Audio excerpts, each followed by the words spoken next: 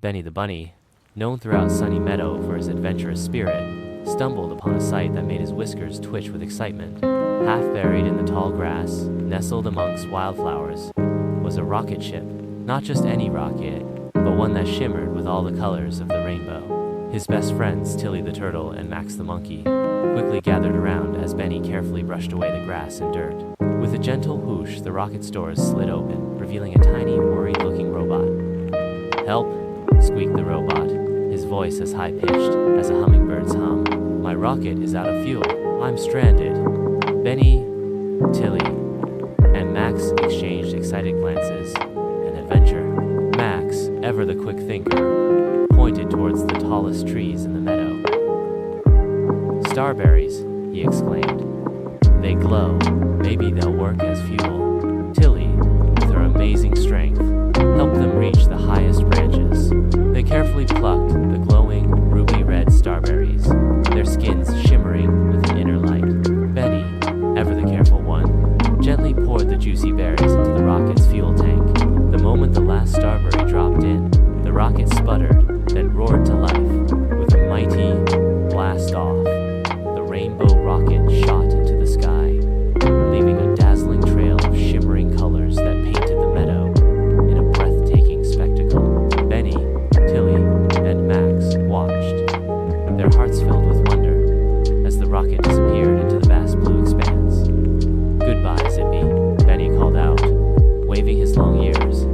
"Come back soon, Zippy," the little robot waved back, his tiny face beaming with gratitude. As the friends cheered, they looked up at the sky. It was different, brighter, more vibrant.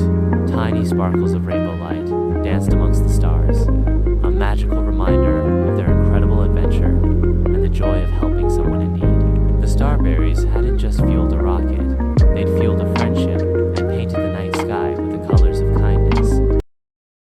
Tommy was an ordinary boy, but he had an extraordinary passion for drawing. He filled notebooks with fantastical creatures and impossible landscapes, his imagination spilled onto the page. One day, exploring his grandmother's attic, a dusty old chest filled with a treasure, a golden pencil, gleaming faintly in the light. Intrigued, Tommy took it home. That evening, he sketched a small, playful cat. As he finished the last stroke, the cat leaped from the paper, landing softly on his desk, purring contentedly. Tommy stared, speechless. He brought his drawing to life. His world shifted. The ordinary pencil was no ordinary tool. It was magic. He drew a puppet, which is decorative, and it materialized before him, complete with a dusting of powdered sugar, a tiny, bright red toy car followed. Zooming across the room, he even drew a small, friendly dragon, but unfortunately had a penchant for fire resistance. His curtains narrowed and escaped the fiery eyes. Power was exhilarating, intoxicating. He spent days creating fantastical things, a whirlwind of imagination. But the fun turned to chaos.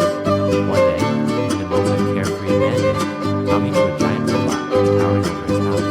The robot, surprisingly lifelike and decidedly less friendly, lumbered to the light and began its rampage through the town, smashing lampposts and scattering glowing pedestrians.